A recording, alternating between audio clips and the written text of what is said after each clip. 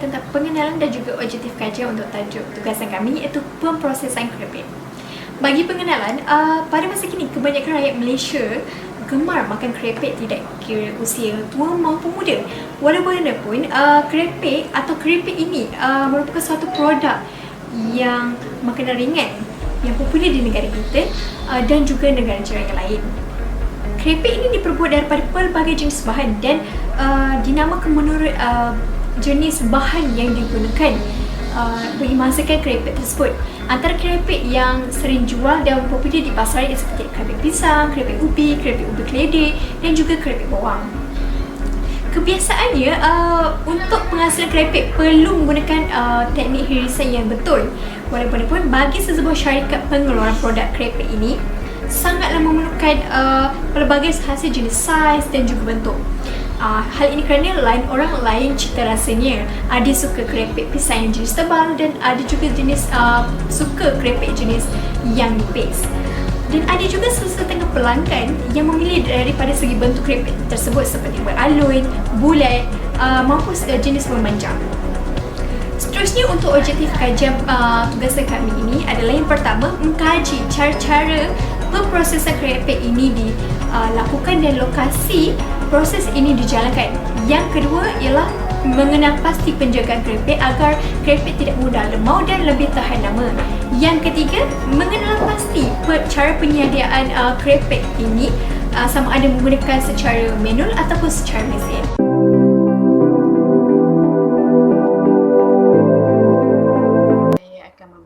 Tentang persoalan kajian dan juga tinjauan literatur. Okey, bagi persoalan kajian, kumpulan kami mendapati 3 persoalan kajian, iaitu yang pertama adalah bagaimanakah cara-cara pemprosesan keripik ini dilakukan dan di manakah proses ini dijalankan.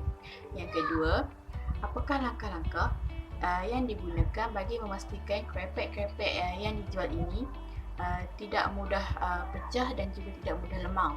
Yang ketiga, apakah keripik-keripik tersebut disediakan menggunakan mesin ataupun secara manual.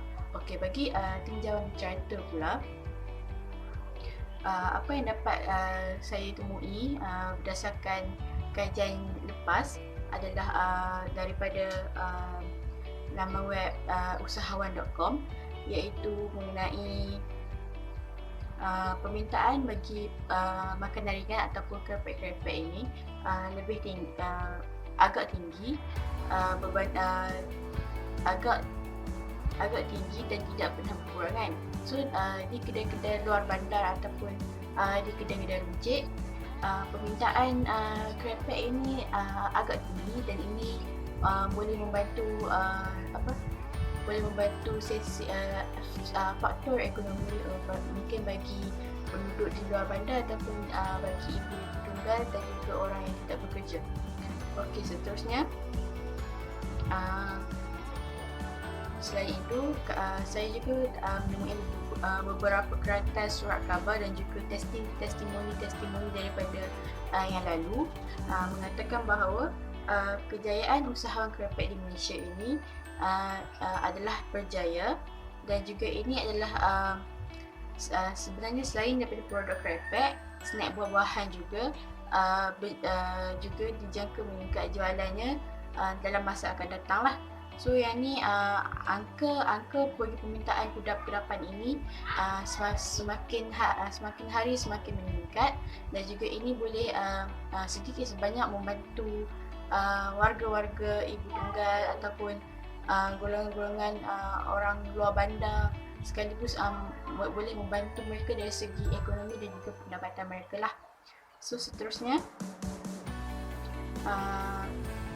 dengan pembukaan pusat-pusat pemprosesan keripik ini sedikit sebanyak dapat mengurangkan kadar pengangguran. Okey,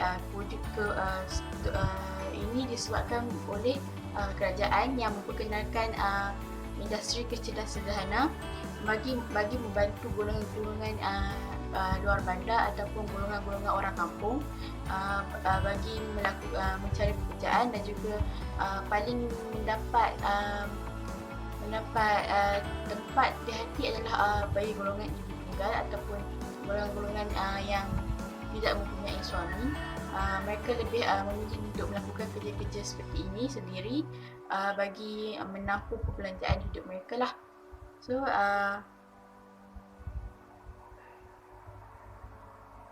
industri kecerdasan sederhana ini memainkan peranan yang penting bagi memajukan sektor perindustrian di Malaysia sendirilah.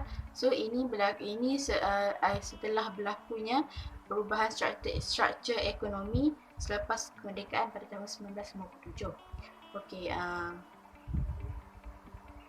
Okey, kenapa industri kecerdasan sederhana ni boleh membantu dari segi pengurangan pengangguran pekerja dan juga boleh membantu orang-orang luar bandar. Ini adalah kerana industri kecerdasan ni, contoh kalau satu perniagaan dibuka di kawasan itu, mereka pasti memerlukan tenaga kerja ataupun tenaga buruh yang banyak. Jadi di situ mereka boleh membuka peluang pekerjaan yang banyak kepada penduduk di kawasan tersebut lah, dan ini boleh sekaligus meningkatkan lagi pengeluaran produk-produk tempatan ataupun penjualan kerepek ini sendiri. So jadi dekat sini apa yang boleh saya klasifikasikan, penjualan kerepek ni telah mendapat banyak permintaan dari tahun ke tahun, dan ini amatlah memberasakan dan amat bagus kerana penghasilan kerepek-kerepek ini bukan sahaja mampu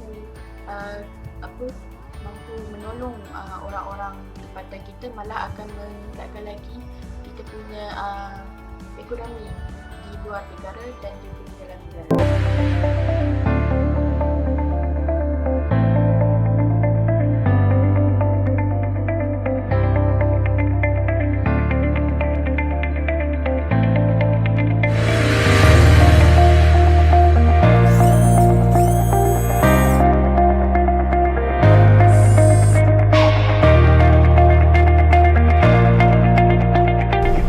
Kita habis daripada ladang ke kilang. Pertamanya sekali kita akan mengopek ubi dan kita akan mesin dan membasuh kepingan ubi itu menggunakan mesin separa automatik, dan kita akan menggoreng kerepek ubi dan pisang menggunakan mesin-mesin semi automatik bagi meningkatkan kemampuan memproses ubi dan pisang untuk sehari adalah sebanyak 5 ke 6 tan sehari. Dapat mengeluarkan produk sebanyak 2 ke 3 tan sehari.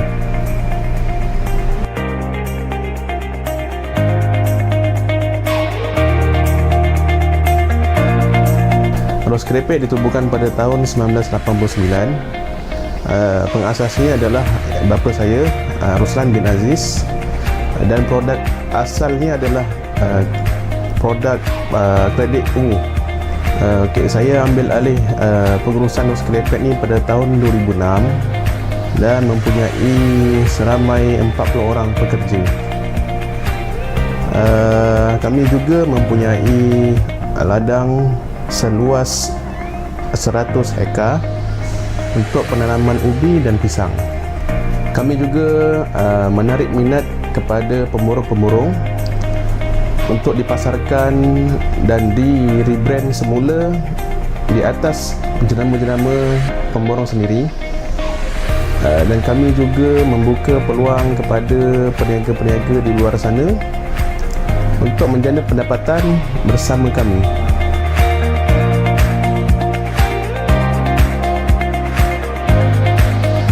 Rancangan masa depan Ros Kerepek adalah menjadi sebuah empayar dalam penyediaan makanan ringan untuk dipasarkan di dalam domestik serta di luar negara.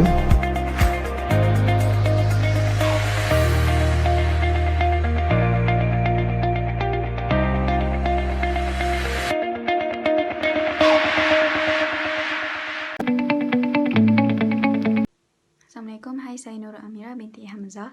Saya akan menerangkan metodologi kajian dan hasil kajian. Dalam menghasilkan kerja ini, kami telah menggunakan dua kaedah iaitu soal selidik dan penyelidikan melalui internet. Maklumat yang kami cari adalah dari segi sejarah kerepek, statistik perniagaan kerepek di Malaysia serta salah satu pusat pemprosesan kerepek yang telah berjaya di negara ini. Melalui kaedah internet, kami telah melayari laman sesawang seperti artikel, akhbar dan media sosial. Selain itu, kami juga telah mendapatkan maklumat dari video temu ramah yang kami peroleh di YouTube mengenai sebuah syarikat pusat pemprosesan di Selangor. Sebelum kami meneruskan kajian kami dengan lebih mendalam, kami telah melakukan soal selidik terlebih dahulu mengenai kawasan yang giat aktif dalam memproses kerepek. Dan hasil soal selidik, kami dapati kawasan tersebut adalah di Banting, Selangor. Oleh itu, kami meneruskan kajian kami dengan mencari maklumat seperti cara-cara pemprosesan kerepek, langkah-langkah penjagaan kerepek dan penyediaan kerepek sama ada manual ataupun mesin. Seterusnya, hasil kajian kami akan menghuraikan 5 perkara iaitu pengenalan pusat pemprosesan kerepek, cara-cara pemprosesan kerepek, jenis-jenis produk, strategi pemasaran dan langkah-langkah penjagaan kerepek. Pusat pemprosesan kerepek yang kami kaji adalah Rose Industries Sdn Bhd atau lebih dikenali Rose Kerepek yang merupakan sebuah syarikat pengeluaran kerepek dan kuih muih tradisional yang bermula pada tahun 1989. Pengasas Rose Kerepek ialah Encik Ruslan bin Aziz dan syarikat mereka terletak di Jalan Sukun Kancung Darat, Banting, Selangor. Pada mulanya, perusahaan ini hanya dibuat di belakang rumah. Namun pada tahun 2000, premis kilang telah ditubuhkan di sebelah rumah mereka dan diberi nama Rose Cake Enterprise. Pada tahun 2016, pengurusan syarikat ini telah diambil alih oleh anak mereka iaitu Encik Muhammad Fauzi bin Ruslan yang juga tinggal di Banting, Selangor. Oleh kerana perusahaan Rose Kerepek semakin meningkat, mereka telah dinaik taraf dan menukar nama kepada Rose Industries Sdn Bhd pada tahun 2017. Bagi setengah perniagaan kerepek, majoriti mereka hanya memborong dan membuat penjenamaan semula. Namun begitu, bagi syarikat Rose Kerepek adalah lain pada lain kerana mereka mengusahakan sendiri kerepek-kerepek yang mereka jual. Rose Kerepek memiliki sebuah ladang seluas 100 ekar iaitu penanaman ubi kayu dan pisang yang terletak di Kancung Darat. Dan dengan adanya ladang tersebut, telah banyak membantu mereka dalam menghasilkan kerepek-kerepek yang bermutu tinggi. Hasil kajian juga telah mendapati sehingga 5 hingga 6 tan sehari ubi kayu dan pisang mentah akan diproseskan. Pemprosesan kerepek bermula dari hasil tanaman ubi dan pisang dari ladang yang dibawa ke kilang bagi proses pembersihan, pemotongan, menggoreng dan pembungkusan. Terdapat dua cara pemprosesan kerepek iaitu secara manual dan menggunakan mesin. Bagi proses pembersihan dan pemotongan akan dilakukan oleh pekerja Rose Kerepek terlebih dahulu. Setelah itu, mereka akan menggunakan mesin separuh otomotif bagi menghasilkan kepingan-kepingan ubi dan pisang. Apabila proses pemotongan kepingan telah siap, mereka akan menggoreng menggunakan mesin separuh otomotif juga sehinggalah menghasilkan kerepek yang rangup dan lazat. Sejurus selesai saja menggoreng, proses pembungkusan akan dilakukan oleh pekerja-pekerja Rose Kerepek untuk dijadikan sebagai stok di kedai mereka atau untuk dibekalkan kepada pemborong-pemborong mereka. Pada permulaan, produk asas Rose Kerepek adalah kerepek keledek ungu. Namun, atas faktor bahan mentah yang sukar didapati, mereka mula bertukar kepada ubi kayu dan pisang sebagai produk asas mereka sehingga kini. Antara produk yang berasaskan ubi kayu adalah seperti kerepek ubi kayu masin, ubi cheese, ubi pedas krim dan lain-lain. Manakala bagi produk yang berasaskan pisang pula adalah seperti kerepek pisang tanduk masin, kerepek pisang tanduk bulat, kerepek pisang tanduk panjang dan sebagainya. Pada tahun 2015, kerepek ubi kayu masin, kerepek bawang dan kerepek pisang tanduk masin telah dinobatkan dan diberi anugerah sebagai produk yang terbaik oleh Jabatan Pertanian Selangor. Pengiktirafan ini telah membuktikan bahawa syarikat Rose Kerepek telah mengeluarkan kerepek-kerepek yang bermutu tinggi. Bagi strategi pemasaran pula, pertama sekali adalah melalui jualan terus di kedai mereka dan waktu kedai mereka dibuka awal jam 8 pagi sehingga 10 malam pada setiap hari. Kelebihan bagi pelanggan yang mengunjung di kedai, mereka boleh merasa setiap jenis kerepek yang telah disediakan dan disusun rapi di rak-rak. Selain itu, mereka juga turut memasarkan secara online di media sosial seperti Facebook Rose Kerepek dan Instagram Rose Kerepek Official serta penjualan melalui aplikasi Shopee. Mereka juga mempunyai laman sawang sendiri iaitu Krepek Rose Officially Business. Bagi meluaskan pasaran dan mengukuhkan lagi perniagaan, Rose Krepek telah menjadi pembekal kepada lebih 300 usahawan yang berurusan dengan mereka. Angka ini dijangka meningkat kerana sehingga kini mereka sangat mengalu-alukan mana-mana pihak yang ingin menjadi rakan perniagaan mereka seperti pemborong, sama ada untuk dipasarkan atau dibuat penjenamaan semula. Hasil dari pemasaran dan kajian telah mendapati sehingga 2 hingga 3 tan krepek yang telah terjual pada setiap hari kepada pelanggan dan pemborong. Akhir sekali adalah langkah-langkah penjagaan krepek. Rose Krepek menyatakan prosedur pembuatan krepek ubi dan pisang memerlukan proses penelitian bermula dari tanaman lagi. Kualiti tanaman ubi dan pisang adalah faktor keranggupan krepek sama ada rangup ataupun tidak. Bagi menjaga kualiti tanaman, serangan haiwan perosak adalah amat diberatkan kerana boleh menyebabkan tanaman rosak sejurus mengganggu stok tanaman dan pemprosesan krepek. Bermula dari penjagaan tanaman di ladang mereka sehingga proses pembungkusan, syarikat Rose Krepek juga memastikan krepek yang telah siap digoreng dan dibungkus tidak terkena cahaya matahari kerana faktor pencahayaan dari matahari juga yang akan menyebabkan krepek itu akan lemau. Sekian itu sahaja daripada saya. Terima kasih.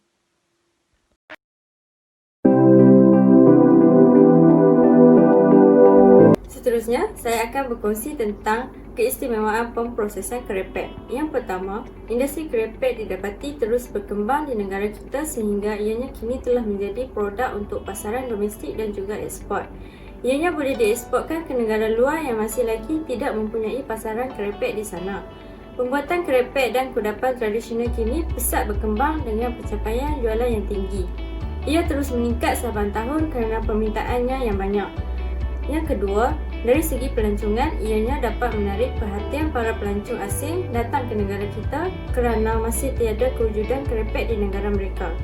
Krepek tradisional akan dijadikan sebagai tarikan utama untuk menarik perhatian pelancong asing supaya lebih mengenali keenakan makanan tradisional.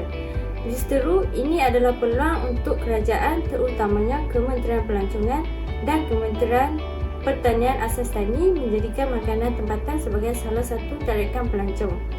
Akhir sekali, pemprosesan krepek juga dapat membangunkan lagi industri kecil dan sederhana negara Malaysia. Industri kecil sederhana bagi pengusaha krepek ini dapat membantu meningkatkan lagi ekonomi negara dengan membuka peluang pekerjaan yang banyak. Justeru, mereka yang bekerja dalam industri ini dapat menjana pendapatan sendiri sekaligus dapat meningkatkan lagi ekonomi di negara Malaysia.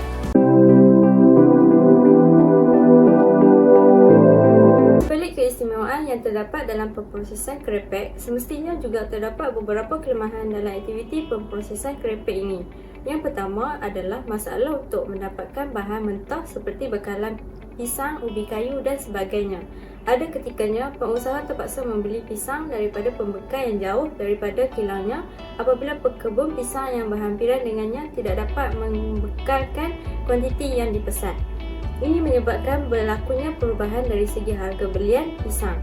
Secara tidak langsung, pengusaha terpaksa menaikkan harga sepaket krepek. Yang kedua, pemprosesan krepek ini tidak mempunyai tenaga pekerja yang mencukupi kerana kebanyakan pengusaha krepek ini masih di peringkat awal dalam menceburi sektor pemprosesan krepek. Kebanyakan pengusaha krepek ini masih tidak mampu untuk mendapatkan mesin yang canggih untuk menghasilkan krepek. Oleh itu, pengusaha-pengusaha krepek ini harus mencari tenaga pekerja yang mencukupi bagi memudahkan pelaksanaan proses membuat krepek. Akhir sekali, pemprosesan krepek ini juga mengalami masalah kenaikan harga minyak masak di pasaran, di mana kadang-kadang pengusaha terpaksa membeli minyak masak dengan harga yang agak mahal apabila berlakunya kekurangan bekalan. Keadaan ini boleh menjejaskan margin keuntungan kerana kos pembelian minyak masak adalah besar bagi pengeluaran krepek di pasaran.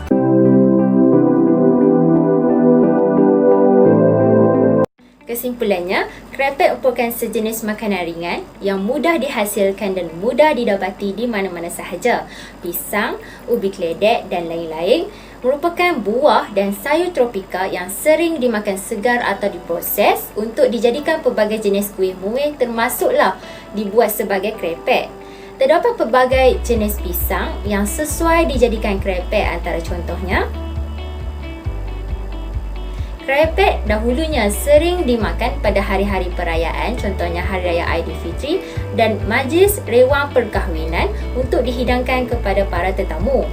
Kini, krepek telah dikomersialkan dan boleh juga dibeli sepanjang tahun dengan pelbagai jenis pilihan yang ada.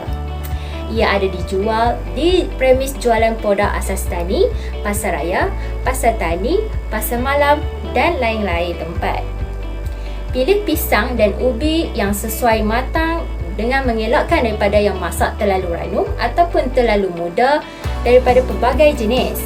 Ketepatan memilih tahap kematangan buah dan sayur yang hendak dihasilkan krepek amatlah penting di dalam menentukan kualiti krepek yang dihasilkan. Jika terlalu muda, akibatnya rasa keenakan krepek tersebut berkurangan. Sementara, jika terlalu matang akan menyebabkan kualiti krepek juga kurang baik.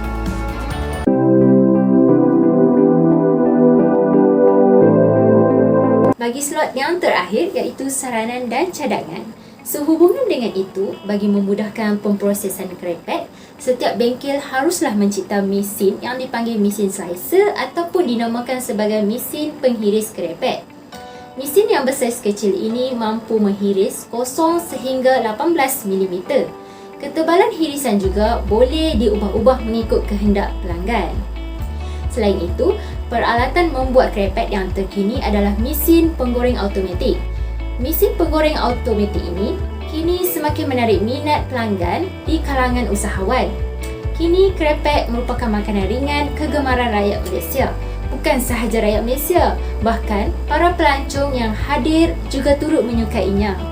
Cara membuat krepek yang mudah dan senang dipelajari ini telah menimbulkan minat kepada pengusaha kuih untuk menghasilkan krepek. Maka tidak heranlah permintaan terhadap krepek semakin meningkat dan pengusaha krepek juga seperti cendawan tumbuh selepas hujan. Kita boleh menghasilkan dua jenis mesin penggoreng iaitu mesin penggoreng automatik dan mesin penggoreng semi automatik. Mesin tersebut dapat menggoreng makanan tanpa menggunakan tenaga manusia. Kapasiti untuk satu-satu masa boleh menggoreng sebanyak 10 kg. Kini, bagi mesin penggoreng automatik, ia dilengkapi dengan penggaul untuk mengacau bahan di dalam drum penggoreng tersebut. Perbezaan antara automatik dan semi automatik ialah dari segi bentuk dan ketetapan. Bagi jenis mesin automatik, biasanya ia menggunakan sistem automatik di mana masa memasak diset terlebih dahulu dan proses mengangkat adalah secara automatik. Mesin penggoreng semi automatik di mana ia selalu mempunyai persamaan dengan kaedah proses menggoreng manual, tetapi ia dilengkapi dengan tos minyak dan boleh diangkat dengan secara berperingkat setelah digoreng. Terakhir, cadangan membuat krepek pisang cheese yang mudah sahaja berdasarkan kepada proses asas pembuatan krepek pisang. Apa yang berbezanya adalah apabila krepek pisang tersebut siap digoreng dan diangkat masa ianya panas dengan segera dan digaulkan dengan serbuk cheese dan digaul rata. Bagaimanapun, berdasarkan ke atas kreativiti pengusaha dan kehendak para pelanggan, maka serbuk cheese ini dicampur dengan serbuk cili dan garam serta bahan lain untuk menjadikan krepek pisang cheese ini mempunyai rasa lemak cheese, rasa pedas cili dan juga masin garam. Krepek pisang cheese yang siap digaul boleh dimakan terus ataupun dimasukkan dalam bungkusan plastik untuk dijual kepada para pelanggan.